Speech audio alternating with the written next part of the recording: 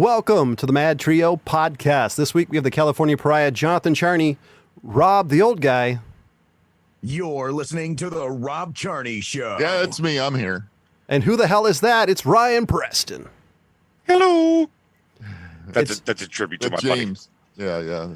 It's weird now that I'm using my new headphones. Everything's just a tad bit quieter, except the weeping of some actors who I really enjoyed, all their fans. The brother of the Beaver, Tony Dow, passed away from cancer, unfortunately.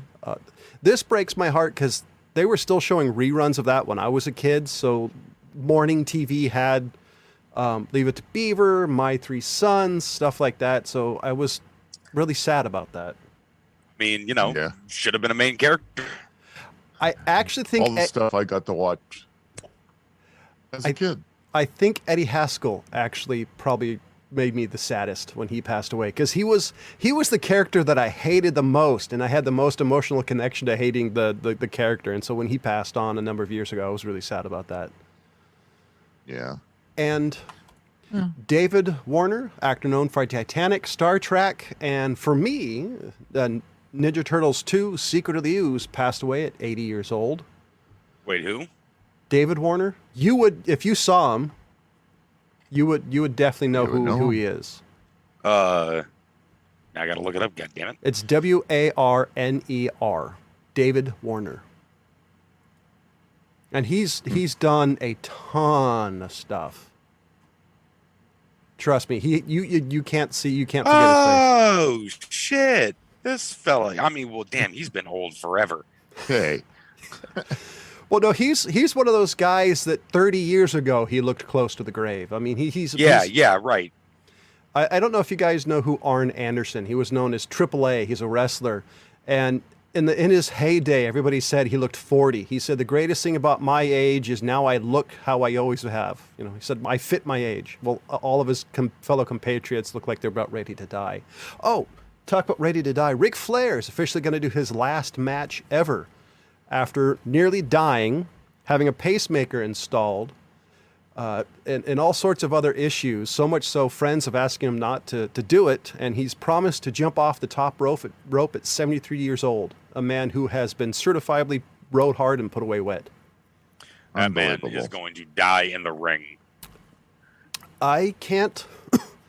I can't really blame him. I mean, he's considered probably the greatest modern-day wrestler. Probably one of the greatest champions. That he was one of the longest running NWA roving champions of ever.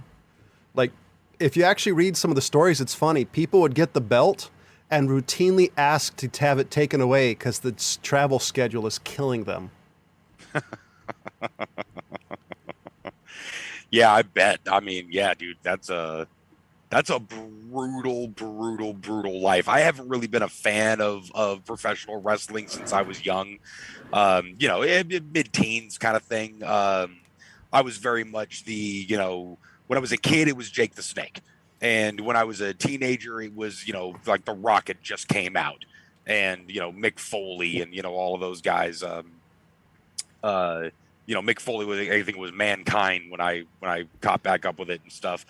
But as much as I'm not a fan of it now, and it's just become more about the soap opera than anything else, damn, do I respect that as a profession. Well, I mean, what these dudes put themselves through is ridiculous. And it's funny too, because there's so many people who say it's fake. Like, oh, it's fake, it's not real until you... Well, it is. The outcome is fake. The outcome is predetermined, but I know where you're going with this. Well, I just always thought it was funny because there's wrestlers, like people say, oh, it's fake, and what's his name? Randy Orton has a great response to that. If you guys want to find it, look it up. Sorry, my headphones are doing something weird. But basically, these guys that, like Big E Langston broke his neck because a move failed. You take a look at Buff Bagwell. Something similar happened to him. These guys are beat up. Hulk Hogan was 6'8". He's 6'4" now. Yeah. Yeah. But I wouldn't say that John Wick is real just because Keanu Reeves does his own stunts. Yeah, let me put it Hey, this. that's as close as real as we're going to get. Let me put it. You know what? As far as the movie, I'm surprised it got there. I'd put $100 on any top rank wrestler beating the shit out of like John Wick in real life, if he was a real character. You know, just because how tough these guys are. I mean, yeah, but I mean, the guy would get shot before he got there. Yeah, probably. Well, yeah, true. So, do you guys remember Aragon, the movie that came out years ago that basically... Oh, yeah. It was one of those books that everybody has said you got to read until everybody read it and says it rip off a bunch of things. Well, Disney is making a live-action Aragon TV show in the early stages of development at Disney+. The show will be adopted from Christopher Paolini's popular young adult. I'm actually thinking this might be the perfect way to do this because the movies just sucked. Well, you know, I'm skeptical these days of the Netflix, Disney Plus, Amazon originals, those sorts of things where I get a real made-for-TV vibe. Yes. Out of a lot of these things. Now, some of them, it's like, hey, Netflix has got a lot of money to throw around, and they're not paying these distributors millions upon millions of tens of millions of dollars to put the movie out. They're just doing it on a digital platform, so it costs them nothing, ostensibly. But so they're able to kind of pass along that, hey, we're going to give Kevin Hart and The Rock, you know, a 5-picture deal for millions and millions of dollars. So we get the big names, but I have not seen the wheat separated from the shaft very much on a lot of these. Like the writing seems subpar. The some of the special effects and stuff are kind of up there, but some of them are kind of janky. It's kind of hit and miss, but the stories aren't there. It's the kind of stuff I feel like would not have made it through the rigmarole that standard Hollywood will put a script through. Now, granted, there's a lot of shitty movies that Hollywood makes, and there's a lot of good movies that get passed over, but there's a dedication when that big of a studio gets a hold of something and they're dedicating X amount of millions of dollars towards a project. It's because they believe it's going to make money. Okay, I got a question for you and the old guy. Imagine, say, take it back to the 80s, early 90s, when the distribution platforms were around. Would these movies, you think, be in the theaters? Because don't forget, RoboCop 3 was in the theaters for about a weekend. And that has... So, the question is movies today so polished? And by that, I mean, if you take a look at the Marvel movies, where they're ridiculously thought of, ridiculously formulaic, and you can practically predict them. You know, that's, I kind of... Well, but you were able to predict the comic books also, but that's not the point is the spectacle. Yeah, I'm just saying, I kind of, like, I actually think Aragon makes a perfect TV show, because the movie was just awful, even though Jeremy Irons is in it. Best part of the movie, by the way, was Jeremy Irons. I don't know. I'm excited. I actually like the fact that some of these movies are being released on a streaming platform because it saves me from having to spend money in the theater. Even though if I was the theaters, I might be kind of pissed because they're. I wonder if they're losing money by some of these things not being there after the first release. That's what I'm thinking is they're not dedicating the effort to it. I think especially some of the Netflix stuff that I've seen lately seems very kind of cookie cutter. It's just an excuse to get these two actors on screen together again. I'm saying this because I just recently watched one of the Kevin Hart Rock movies. It was just like okay, well, this is incredibly generic and an excuse for Kevin Hart to be Kevin Hart and The Rock to be The Rock. But it's I don't know, it loses something to me. Like I said, it feels like kind of a made for TV sort of a movie. Well, they are. I mean, right. All right. So you kind of get, I know exactly what you mean. The feel's different, and it's never going to feel like, like you get, and they're not quite as polished, and the budgets aren't as big, and you can tell. But Some of them have been pretty good, as far as I'm concerned. But Some of them, you know, little sleepers here and there. yeah, To be honest, Oh, okay, actually, I've got to bring something up. Please finish your point because I'm going to launch into a thing. I Uh-oh. kind of like the fact, to be honest, they're kind of unpolished. I kind of prefer a little bit of funk on things today. Because, like, if you take a look at the Marvel movies or anything's really being released at theaters, it's ridiculously polished. Well, I agree to a certain extent, but when you're talking about like an action spy movie, I need some goddamn polish. yeah. Well, I think there's a difference, and part of it maybe is because movies today are so clean. Like, if you take a look at early '80s movies, the effects weren't polished really because that technology was around. It's just there's more funk and grit, and everything is so damn clean and so PC. Like, I remember watching movies when I was a kid, and you're like, "Oh, that was stiff," and you know it was done to be maybe a little controversial, but it highlighted the points that it needed to, and it covered everything. I think every today is just so. I think the streaming platforms, I can definitely agree. Some people you can tell are playing, you know, a bit of the woke Olympics and things like that, which I hate when I can smell an agenda in a movie. I just want you to tell me a story. If the story makes a point, whatever that point might be, and I'm not saying, you know, any kind of political side or, you know, any side of any controversial issue or things like that, but any agenda. You know, I'm a gun advocate, Second Amendment advocate, and if I can smell a Second Amendment agenda in a movie, I'm just like, you preachy sons of bitches. I just want to watch a movie. Yeah. Tell me a story. Well, No, I understand that. The And one I agree with that. the one I want to see and I'm waiting to see is Top Gun. Because it was. Oh man, I hear that's just like a Go America. I'm all aboard with that shit. Let's go. When the Top Gun first came out, I remember reading articles years later talked about how Air Force actually got higher recruitments, like so Navy. much. Like Top Gun would fine people if they said they had the need for speed because they It's a found it Navy so fucking aviator. Same. So, I'm But looking. no, dude, that movie is not. It's not an agenda. That's propaganda. That's different, and I'm all in. Well, no, it's two things. There's still an agenda because they couldn't make that movie without the United States military saying The yes. agenda is, hey, look how dope this is. You know what the agenda was? We just want your fucking money. That's what it is. That's the straight up agenda. I mean, it's this. I mean, look, I actually just don't like the military paying money to, you know, have military stuff done right before sports games and certain events like that. That's a recruiting tool, you know. And I mean, look, you got to get these young men from somewhere, and I'm a big supporter of the military, but that's kind of a ham-fisted sort of a way to go about it. These sorts of things are much more my speed. You know, give me Navy SEALs with Charlie Sheen, and I'm like, hell yeah, let's go. Oh. Yeah, that's right. I really believe Charlie Sheen could do a halo jump and survive the way he partied. I don't believe it one Yeah. second of it, but it's still it. That's what you want is the fantasy going into it. Yes, you don't have to believe any of reality it. the See, hard I way. could Exactly. believe Louis Gossett Jr. flying an F-16 and Iron Eagles more than I could believe Charlie Sheen did half the shit in his movies that didn't involve smoking, drinking, or having coitus. Hey, I All totally right. bought him in Red Dawn.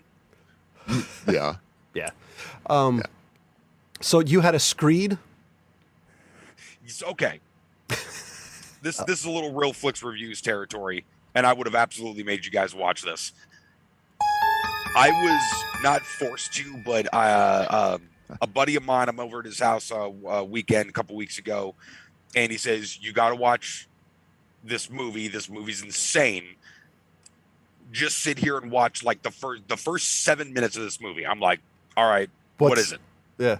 And it's called RRR. It's a Bollywood movie on Netflix. Okay. Now, No, I have seen a handful of Bollywood movies over the years.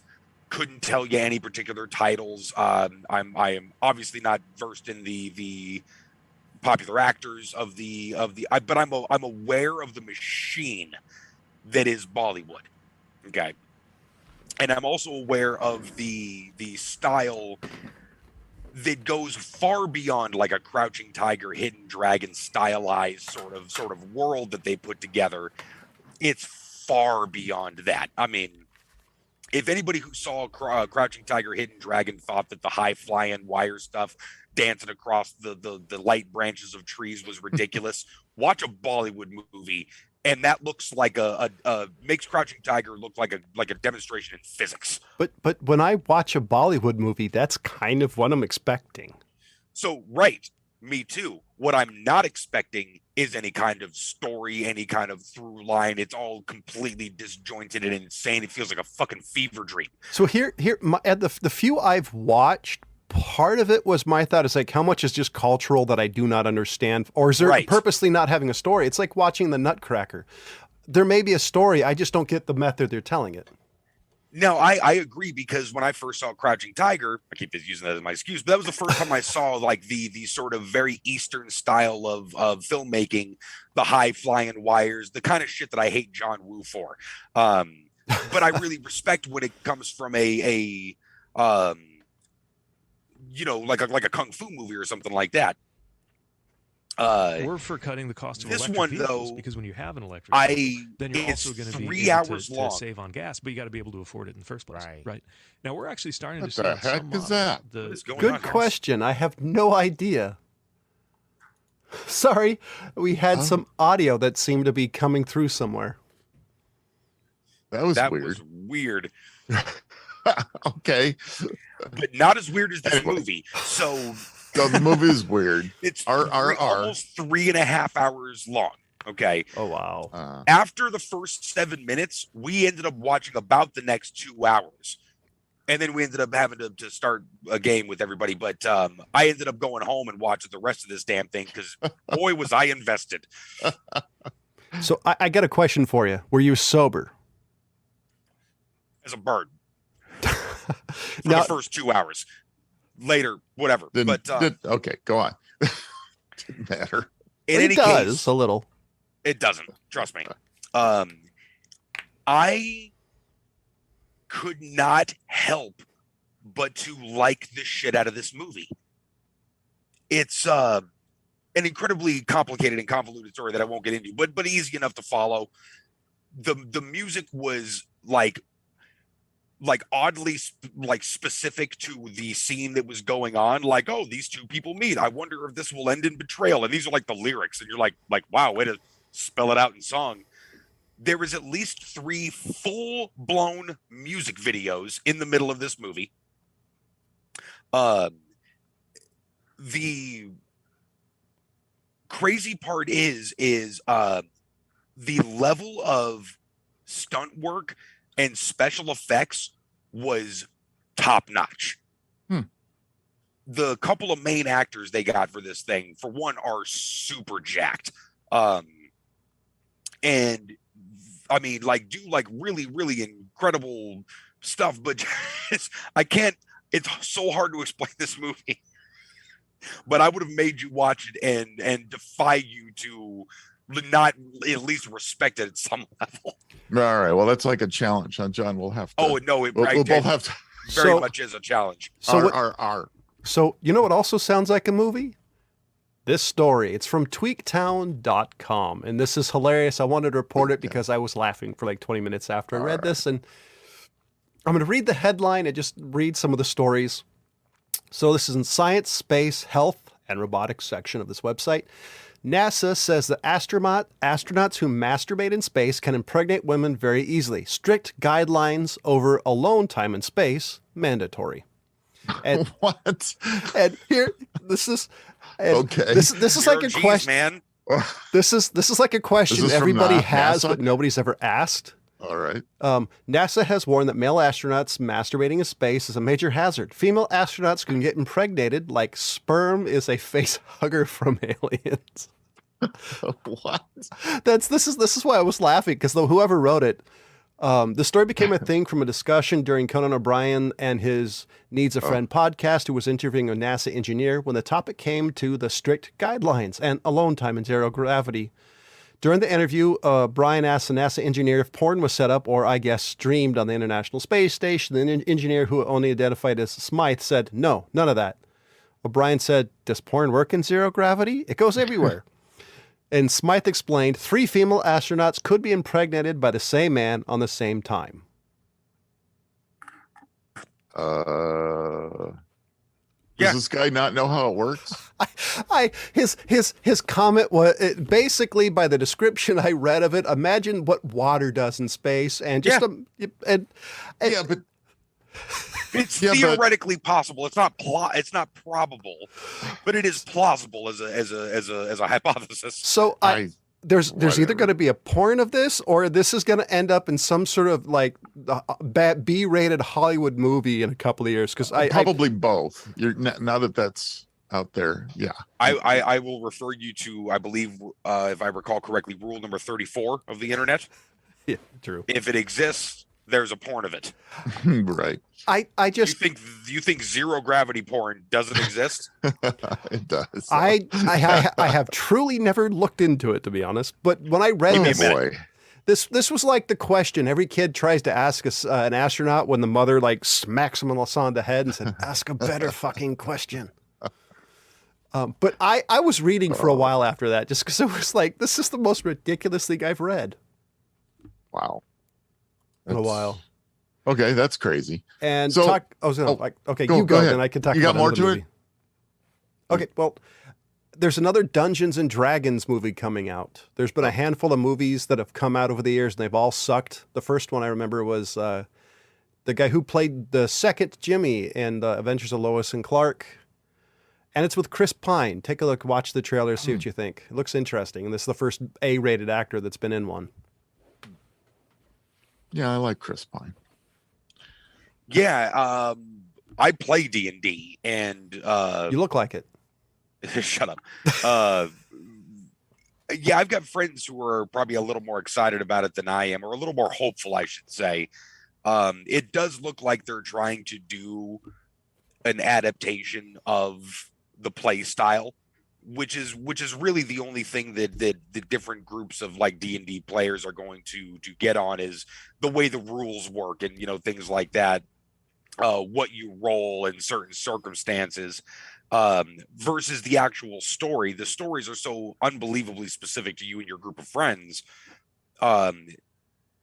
that you have to, if you're going to make a D&D movie, you've got to just fall back on like the jokes about the mechanics and stuff like that,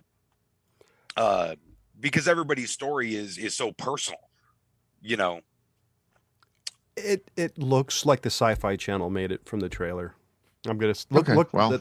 that's. I'm just gonna leave it there. Added to the list of you gotta, let's just try 5 minutes of it, and if you go further, then good on it. I'm gonna see it, but it looks awful. Yeah, we'll see. I mean, Is this- I was a fan of Dragonheart when I was a kid, so there you go. Which one? So this isn't. The first one. What am I, an asshole? You really want me to answer that? I'm not the asshole to watch the second one. Let's just say that. Oh, okay. I've seen all three. Oh, wow. Uh-oh. Moving away from movies for a moment.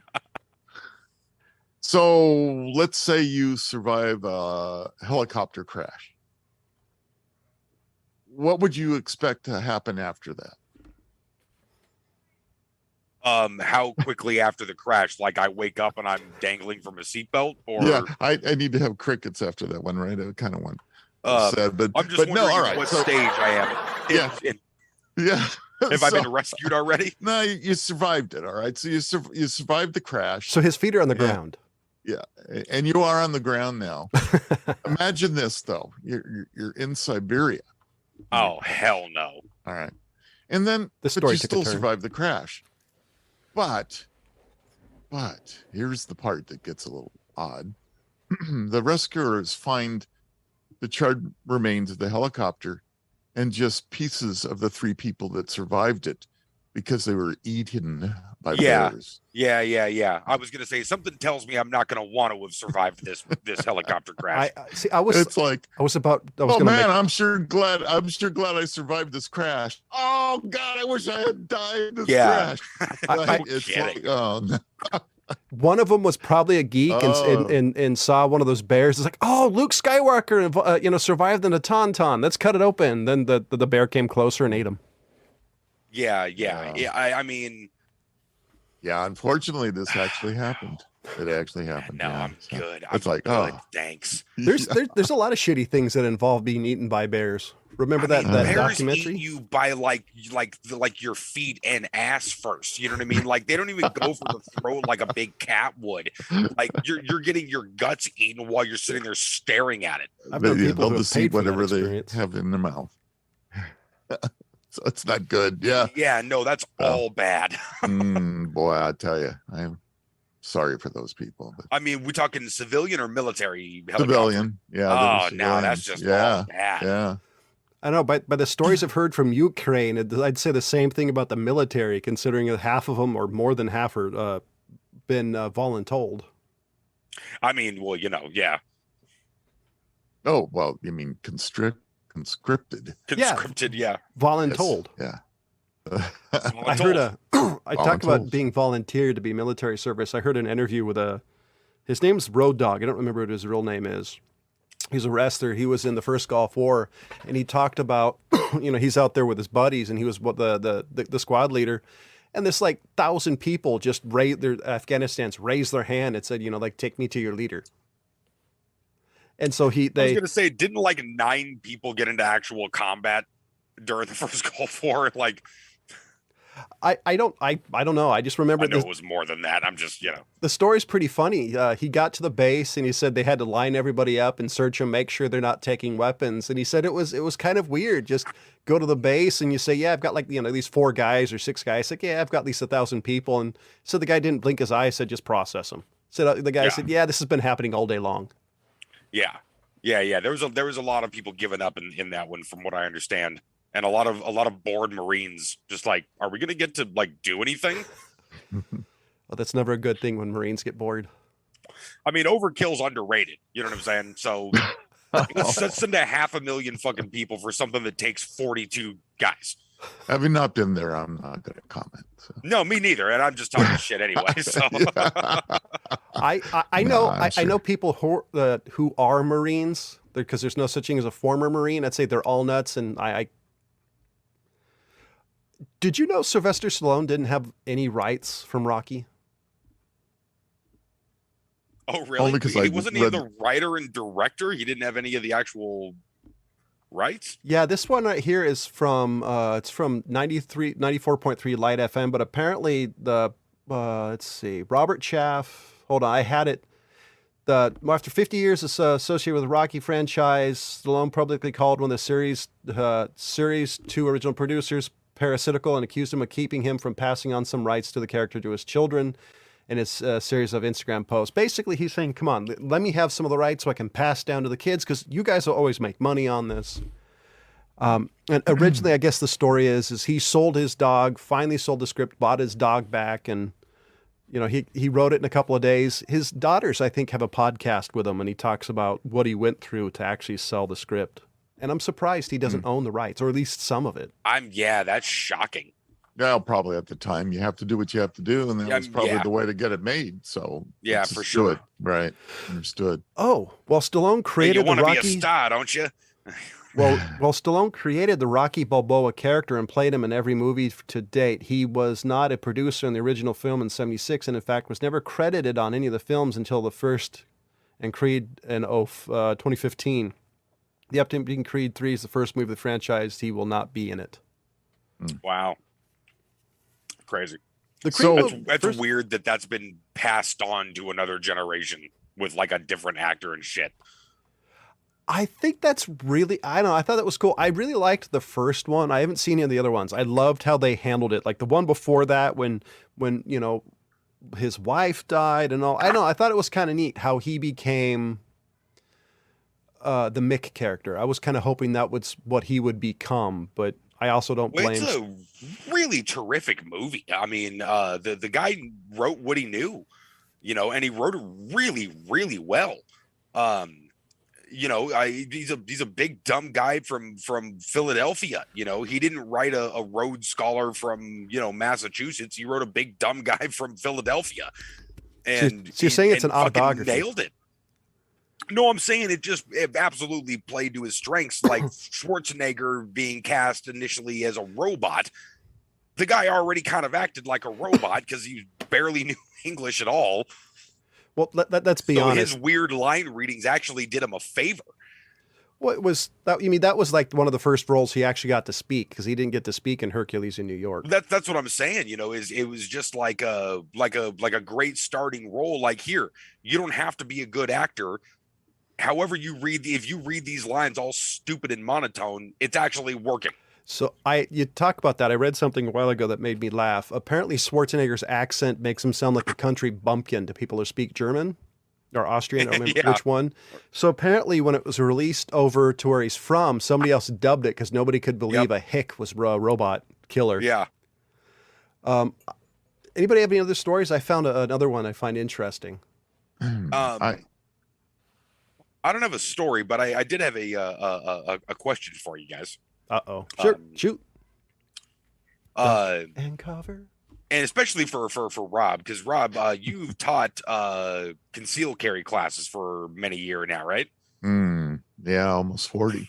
Wow. Okay. Yeah. Where do you fall on carry position? You're talking about physical?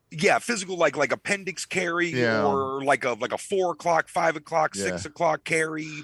What's your general school of thought on this? So everybody's got a comfort level that's different, and one of the Sure. things you find out when you're carrying is that comfort becomes critical. Least you go ahead and display to people the fact that you're carrying by fidgeting with it, by moving it around, by lifting your shirt, whatever it may be. So, Which, if I'm not mistaken, is illegal.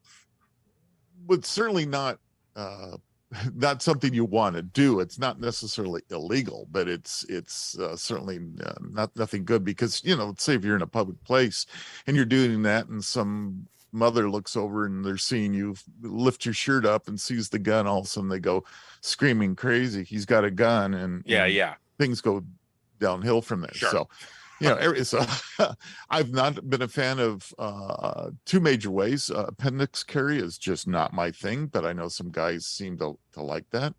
And ankle holsters just I mean, that's ridiculous. Just, I mean, let me reach 4 feet for my gun. That's always impractical. What about the old Detective Special? I remember when I was younger, you going on a scree about bozos that carry in the old shoulder, the sling. Oh, the shoulder holster is the dumbest thing of all time. Surprisingly enough, it's actually very comfortable. And the biggest comfortable, but it's impractical from a draw standpoint because it's flexible in your armpit. So you have to have that leather tight in order to draw without getting resistance. Well, there's a lot of different shoulder holster styles and designs. The one I had actually worked very well, and so I found it pretty quick to get to. Here's the problem, though, like most guys, is that if you're going to go, either the weather's hot or you go inside a building somewhere where the air conditioning isn't strong enough, the first thing you're going to want to do is take your jacket off, right? So it's not very practical. Let's put it that way, unless you're law enforcement. My favorite ridiculous one to carry, I've watched a number of these shows that talk about on YouTube, like these carries, and they have one for women that actually fits on the strap between the two cups. Mm-hmm. And they actually have this mechanism that hits there, and you can hold your gun there. And that was the one that was funny, because this woman, they give you these fake scenarios. So this woman's reaching under all her shirts trying to pull it off, and so it's a lot like appendix carry for women. For men, where you lift your shirt way up and you pull it out. Well, the same thing for women. They lift their shirt out and they pull the gun out. Now, having taught a lot of women and showing this design, there's not been a single woman that's ever said, "Oh, I can't wait to get that." Yeah, it's always been no way in hell. Because not only are they going to get a charge of potentially shooting somebody, they're going to get an indecent exposure charge while they're at it. I mean, that's a problem for future you, Time to duck. First, you got to make sure there's a future you. A radiation shower will pour throughout your town. Hands over your head. Keep low to the ground. Time to duck and cover. The bombs are coming down. Did you just play the duck and cover theme? Yes, I've been doing it randomly throughout the show. Holy shit. So why the question, out of curiosity? Yeah, you know what? A buddy of mine and I we're kind of debating the functionality of them and things, and I think we sort of just fell on with comfort comes consistency. As my golf mantra. Right. And it is kind of whatever makes you comfortable, and a lot of that kind of depends on the holsters. I haven't gone through a shit ton of options, Right. and I don't carry concealed, but just having friends who do, and ranges and stuff like that, shooting with friends, I've tried a handful of them over the years, but not as many. When I've known people who go out and they're like, I'm gonna go get a new holster, we'll try like 90 different holsters. Sure. Absolutely. Well, any of us that have carried for any period of time, you end up with about 90 different holsters in hunt for, the most comfortable perfect one, right? Right. And it's probably it's like no pair of shoes is the most comfortable in the world ever. But, it's the same kind of thing. So but I'm pretty much fond, carrying on strong side, whatever. And generally the cant depends on the gun that you're carrying. Sure. So. Yeah. I've always been an appendix carry fan. Personally, I like the motion. The only thing that I found that I can think of really that would depend situationally, I suppose, is okay, shots start ringing out. I'm not law enforcement or military. My reaction to gunfire is probably going to be like, oh shit, duck. You know what I mean? And now I'm in this like hunch position. I've got to kind of straighten my whole ass body out again to draw a pistol. So I kind of like the 4 o'clock kind of just, right behind the hip, but I know guys who carry, or at least one guy rather, who carries straight small of his back, like a 6 o'clock. And I'm like, dude, that's a lot of movement, to get back there. Your hand's got to make a big ass trip all the way around. Right. And then bring it back around to the front. I like that from an appendix standpoint, I probably should be thinner. But I've known fat guys who carry appendix very efficiently, draw straight up, and I'm already in a low ready. As soon as the pistol leaves a holster, I'm in a low ready, and all I got to do is kind of punch out. So the most unrealistic one, but looks like the most comfortable, is Vin Diesel's carry in Babylon AD, where it's just basically on his chest. Oh yeah, that's the good old tactical vest, style. Like that looks like the best, but I just, the amount of printing that does. Try carrying that for Right. concealed firearm. It's not going to happen. Right. I'm gonna go to the grocery store with a No, what you tactically on your chest. What you right. gotta do is you gotta. if anything, go like Blackbeard and put like 6 of them. No, what you got to do is right. you're going to you're going to carry a button-up shirt. You're right. Just going to wear this button-up shirt, and when shit goes down, you're going to do the superhero rip. Just pop the shirt. That's down. right. Yeah. And All hopefully the buttons are going to go flying. And hopefully the gun doesn't go flying with it. Yeah. So hopefully that answers your question. It's one of those. I'm curious on everybody's preference. Sure. Yeah. I'm pretty easy on most of my students. It's like I said, it's pretty much, and you mentioned behind the back, and for a while there's been a few television shows where they showed the people carrying them there. And one of the worst things, I tried that, and it's like, how do you sit in a chair with a back of any kind and have that thing pressing into the small of your back? And if you have any kind of back issues at all, it just makes it worse. So no, it's not. Anyway, so much for that. So I did want to talk about, I've known a number of diabetics, and I have God rest his soul, a good friend, former co-host of Real Fix Reviews, pass away because of complications of diabetes. And why insulin, after being around for roughly over 100 years, why is it still expensive? A lot of people end up spending an insane amount of money a month, especially for type 1, on insulin.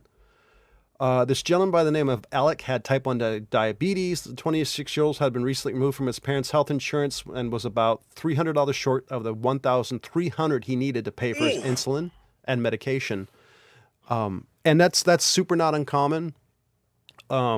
Now, there's different types of insulin that people use. There's like quick acting. So a lot of people will say, if you don't have the money, go to Walmart and you'll get like quick acting. It's not as good as some of the other stuff you can get.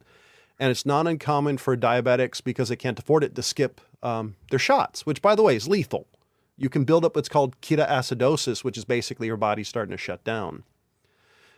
And this report from NBCnews.com asked, why the fuck is it so expensive in the United States and it's cheaper in other countries? One of the things is called evergreening, according to this article, where basically the drug companies make small improvements over time. And so it basically stays that expensive level.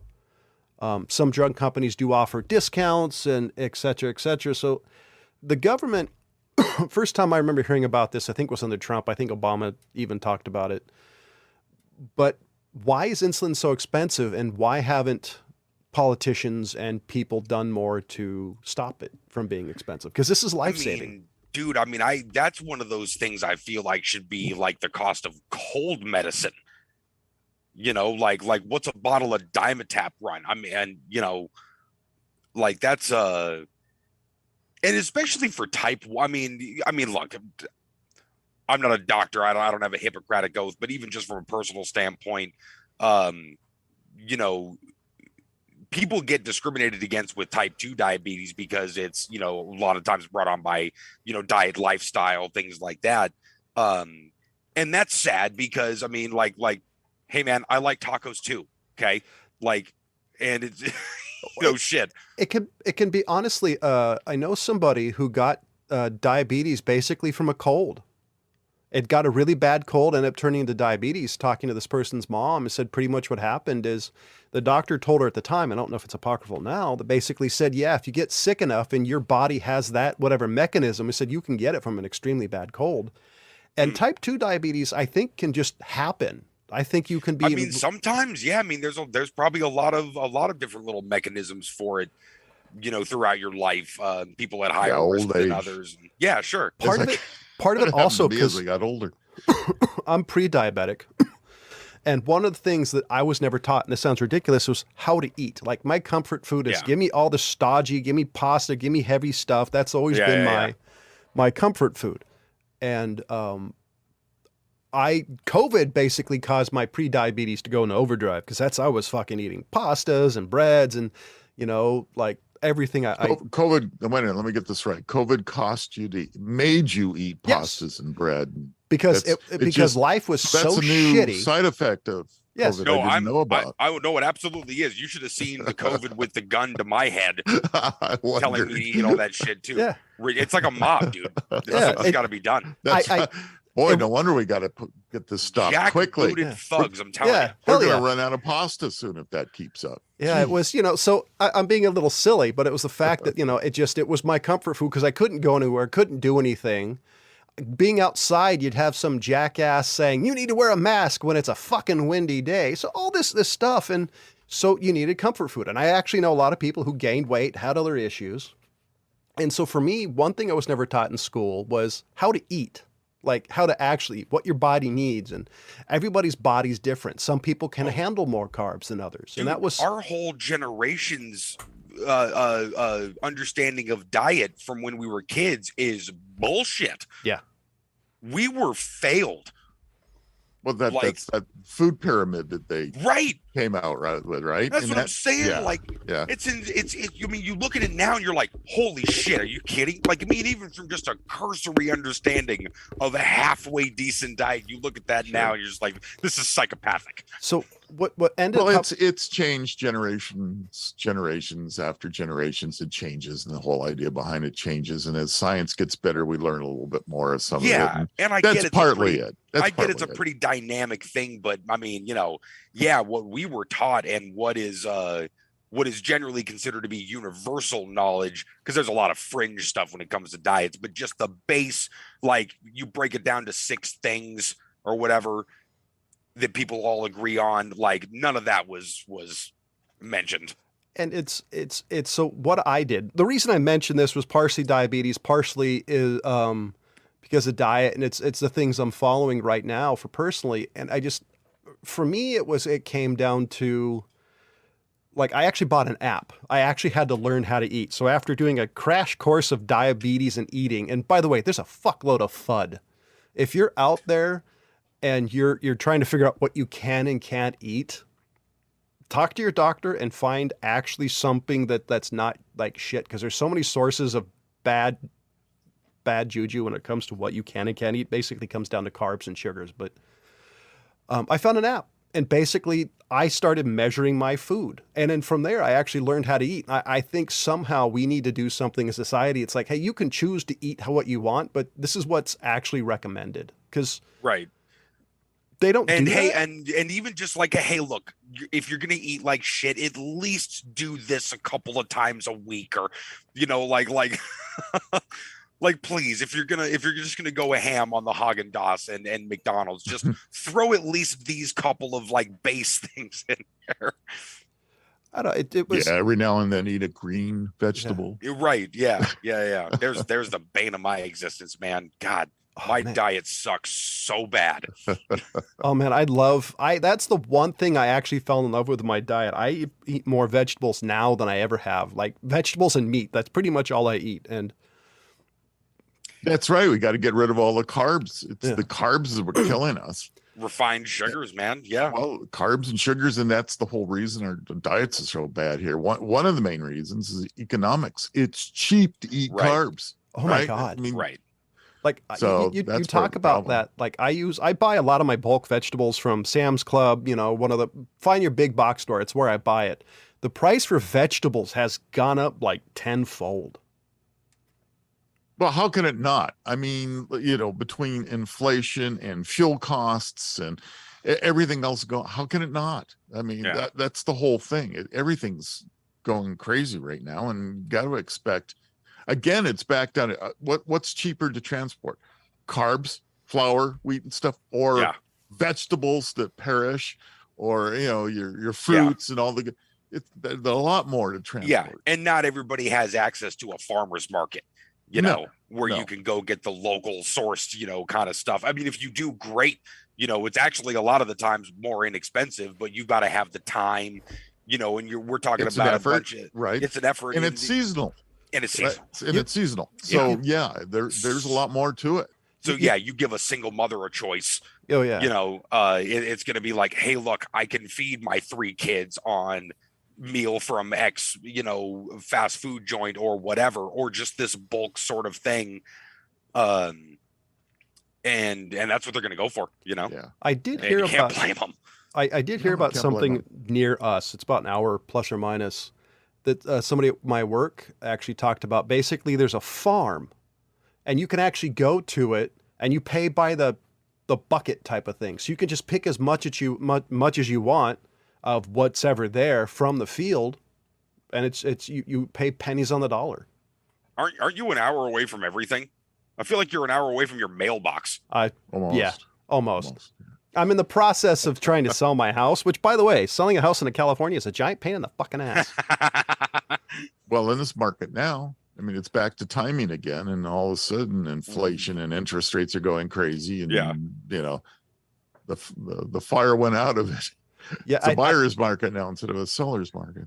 And then also the worst time to buy a car you can possibly imagine. holy Yeah. shit! If you talk about that, if you want to see amazing inflation, go to the Facebook Marketplace and look up used vehicles. I'm always looking for some sort of project vehicle, and I've seen the prices skyrockets. I saw a high-end, top-of-the-line Ford selling for $159,000. Good grief. And I don't know if this was I don't know if they put any extras in it, but I'm thinking for $159,000, it better do more than what it's doing. Yeah. I don't know why you buy a used vehicle for that kind of money when you can just go order yourself a new one for that kind of money. You could buy a high-end, top-of-the-line, every gizmo gadget plus aftermarket parts for a top-of-the-line Corvette for that amount of money. And I swear, I mean, from my point of view, and a lot of people I know, I just want something that's going to work forever, man. Yes. Like just that car that you bought in the 80s that worked like through high school. And I mean, I don't know if those exist anymore. And if they do, that's the one I want to buy. The stuff that's relatively easy to fix, but nothing seems to be that anymore. No, it can't be. So- It's just between governmental regulations and everything else that's out there, you just can't. It just doesn't happen. I have a $1 million idea, and it's free to anybody who can do this. I came up with an idea for a modular car, and this sounds ridiculous, but you buy the body, and the engine is a module, the stereo, like everything. Basically, you're putting the car together, and if you need to replace the engine, it's X amount of money, and it's something that you can just pop in and pop It's out like a Lego battery car. pack. Yeah. Well, yeah, I mean, yeah. Unfortunately, Yeah, good luck there's with that. too many things that get connected to too many different things. And If amount of wiring that's got to go through the body just to get your headlights or your tail lights to work, you know? Well, there's some pre-wiring done, but you know what's amazing is how much of that wire is existing in your car currently. Like, I had a car that I wanted to buy the fog lights. The fog lights were already there, the wiring. All I had to do was pop off the cover and plug everything. And there's a good amount of stuff that's already there. And talk about what's already there that you guys really need to pay attention to is our sponsor, Audacity. Today's show is brought to you by Audacity. Audacity. The game word dignity is overrated. Go to ODDASSITY.com. That's ODDASSITY.com. Pick up a card game from this website or selected stores. That's Audacity, the unforgettable party game for mischievous people. I tried to get Haven't re-recorded that one yet, huh? no. we gotta work on our I tried to drops. get Melanie on again, but she heard the drop and was just so embarrassed and can't blame the poor. A new mom. It's hard to get her to. She can't keep her eyes open past 4 o'clock in the afternoon. Yeah, she's right now coming up with the baby version. That's right. Just taking notes all day. Right? Yeah. It's like the you might be a redneck jokes, but in game form. Yeah. I gotta say, you know, for buying a car, the cheapest car I probably purchased, there's two, but actually buying a fleet car is probably one of the best ideas I've ever had.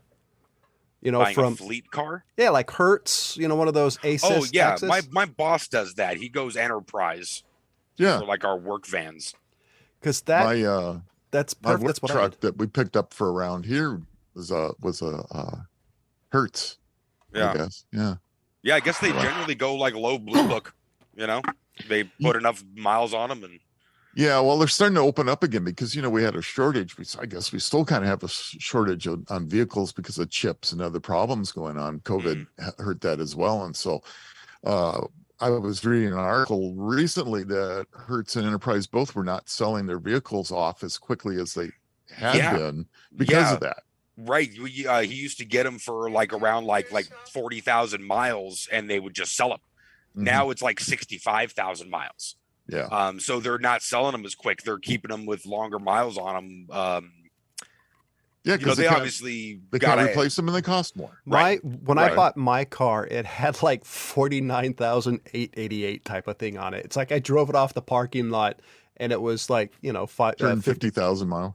But funny is Ford only has a 30,000 mile warranty, so I'm thinking it was probably because the extra wear and tear that you need to replace that they're just like fuck it. When it gets close to 49, 50,000, just sell the thing.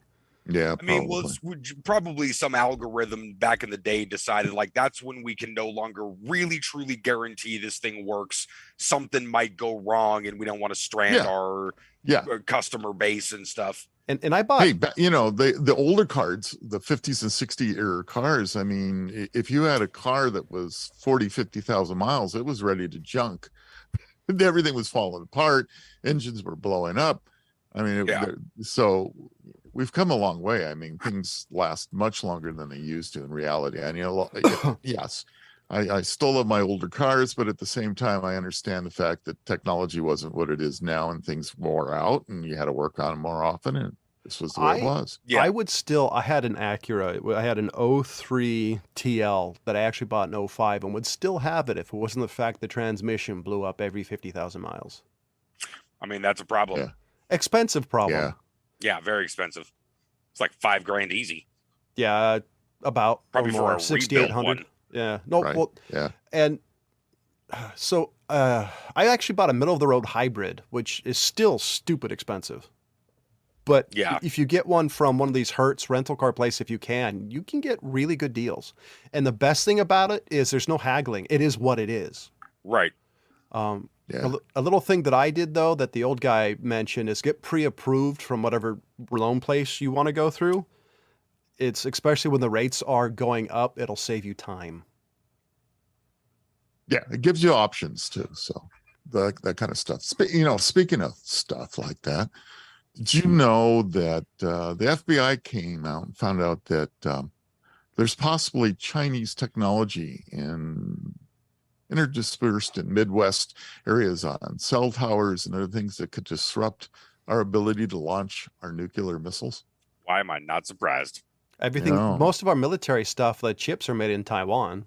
Like I think 90% of it. So I'm not surprised. Oh, Wait, it's is a that, I don't Chinese. even think that's legal, is it? It doesn't have to be U.S. manufactured. I don't know about the chips. Depends on what the Yeah. definition of is. Yeah, yeah, it's back to that area depending because but Taiwan would be considered a ally, so I don't think that's a problem. But Chinese, that's a problem, and I guess it's that Hawa equipment, and it's been found in a lot of cell towers and areas, and apparently it has Huawei. That's it. Yeah. Is that how Yeah, you I say guess that?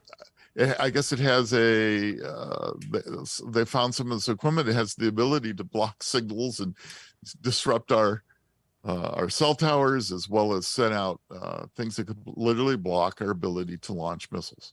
I mean, something tells me our ability to launch missiles is better than their ability to stop it. I mean, the types of places that we have missile silos are not places where you're going to get near with a chip to put in a cell tower. Well, but you got to remember how far the cell towers and things go. I mean, this is literally, let me look at it. It's an FBI report that came out. And it goes all the way back to the Obama administration trying to stop this equipment from being installed. Oh, yeah. No, a lot of people have been really wary of the Huawei stuff for a long time now. Yeah. So it goes back, but apparently it's still, as of 6 months ago, according to this headline I'm reading here, still in a lot of equipment out there. Yeah, I've got nothing against the people and citizens of China, but their government is fucking batshit. Like scary kind of batshit. Well, I mean, I'd be honest, if we found a way of doing the same thing in China, we would probably be doing it, right? You know, I mean, don't forget what we did to the Iranians with their turnabout is fair play. That's right. So it's so weird. It's so weird, have to be on the ball to make sure we catch this stuff. If you look at their society is very odd. If you take a look, like their social credit score. By the way, I don't know if 100% what I'm talking about is true. I've read sources, but mileage may vary. It's like the social credit score, the internet censoring, all of it is turning into some 1980s, 1970s dystopian future. I'm waiting for like the last forest to be launched in outer space. It's so fucking weird. Like how odd it is. Like with social credit score, I've read that if you don't meet whatever criteria is, you can't buy certain tickets, you can't get out of the city, you can't buy certain foods. I heard stories of COVID, mileage may vary, that they were welding people's doors shut and not giving them food, big like fences around stuff, and it's fucking crazy and dystopian like crazy, And you hear people saying, "Oh, the U.S. is doing this, U.S. is doing that." It's like, bitch, nobody's welding my door shut. Right. Yeah. You know, I heard another one just recently about women who were getting up in age and they wanted to freeze their eggs. So that maybe later on somebody could have a child from theirs. And this is in China. And the Chinese say, no, you can't do that unless you're married. Whoa. It's like, what? Yeah. I mean, so yeah, there are a lot of things that they do that we would kind of go, huh? And I'm going, huh? And a lot of that's just hidden agenda stuff, you know, like they've got some generational sorts of plans going on. You know who's really loving all of this, though? Any spy over the age of like 50. They're like, hell yeah, I miss the Cold War so much. Like, let's get back into some good old-fashioned espionage. There was a TikToker. There's if you guys are on TikTok, which by the hello Chinese. There was a TikToker, and it was a lady. Her dad or grandfather was a spy, and people would like message him and ask questions, and it was, I wish I remember the name of it because it was super interesting, the shit he would say. Like, what would you do if blank happened? And he would, bend over and kiss your ass goodbye. And this guy was a legit spy. I don't know why you would be comfortable saying that you were a spy, but it's super fascinating because now some of these spies are actually starting to tell their stories of some of the shit they did that they can. Sure. Yeah. I mean, there's a lot of guys that have kind of gone public with some of that. I mean, they're pretty cagey about a lot of things, but like they get into a lot of interesting hypotheticals and stuff like that. Like my favorite one is the Xerox. Look, I think it was the Russian embassy where they figured out how you can actually take two copies of stuff. Like they would like get a digital copy of like whatever this Russian guy was doing, and the maintenance guy would come in every once in a while and take out whatever. We've been very clever with a lot of this stuff. Oh, The problem is these other countries are just starting to catch up. And that's the problem. It's always been that cat and mouse, kind of thing. I mean, this is where we got this is where James Bond was created. How many amazing spy movies loved the Cold War kind of era, because it was just everything was kind of lo-fi. It was all about boots on the ground. Nowadays a spy movie is a guy literally sitting in front of his computer just exactly. But still, my favorite comment about James Bond was by a guy who worked for the CIA. Said if James Bond was real, he'd be the worst spy ever. Worst spy ever. That's right. A drunk, womanizing piece of shit. Really, how many times has that guy's life been saved by pure dumb luck? Exactly. That's what made the movies entertaining. Oh yeah, I love it to death. Radiation shower will pour throughout your town. Here we go again. Hands over your head. Deep low to the ground. Time to duck and cover. The bombs are coming down. You got to get more material, Jim. I've often said if there was the nuclear war, going to happen, I hope the bomb hits me in the forehead. Yeah, we've said that multiple times in the show. We keep bringing this stuff up. You're absolutely right. Or just like so far away from me that the fallout will never happen. But I live in California, so that there's a chance that some particular countries that don't like super liberal areas are gonna nuke my state. The only thing that like something like Sacramento, San Francisco, Los Angeles have is the terror war, the demoralization tactics of we're going to demoralize everybody by bombing big cities, take the fight right out of people. That's the only tactical advantage. They can't hit their major infrastructure where it's being like Sacramento would be, it's the head of the state. So you're going to take out capitals and you're going to do that. But, depending on how many nukes you got, you're going to go after NORAD, SAC, and, those kinds of military stuff. I'm a taxpayer in California. I'm already demoralized. You guys just skip knocking California out. Plus, I'm a homeowner in the middle of one of the worst fire seasons. So you can, But the problem is we're disgruntled with guns. I've just fuck around and find out. Come on in, Russia. Let's go. And, everyone just loading up magazines like, you know what, man? I had a shitty day at work today. It's going down. That was one of my favorite things during the Cold Wars was just like, there's nothing more angry than a hick, than a disgruntled redneck. It's like, you could hit California with nothing happen, but once you cross the Mason-Dixon line, you're going to have some fucking issues. No kidding. So dude, I think that people would have issues coming into California, and then they're like, wow, man, I can't believe those Americans are pretty tough. Then they get to Texas and they're like, oh no, this is tough. This is they're playing a different game. We got to wind it up because we're over time. But my question is, if whoever decides to invade Los Angeles County, where do you think they're going to have the most issue? South Central. Okay. So that's what I was thinking. Montebello. Montebello. So, ladies and gentlemen, do you guys... at least one apartment will give them some shit. Yeah. So, do you have any stories or any comments to round out this week's MadTrio podcast? Nothing I'm going to do in 30 seconds. So, ladies and gentlemen, do me a favor. I've got something that's really chapping my hide about California today, but that's ladies and gentlemen, do me a favor. Make sure you check out our sponsor, Audacity. That's ODDASSITY.com. Hopefully I said that correctly. Use MadTrio, all caps. Audacity. For 10% off your final order. Make sure you also go to themadtrio.com to check out the feed. You check out Facebook. We are all over all social media. And as always, thank you for listening. Goodbye.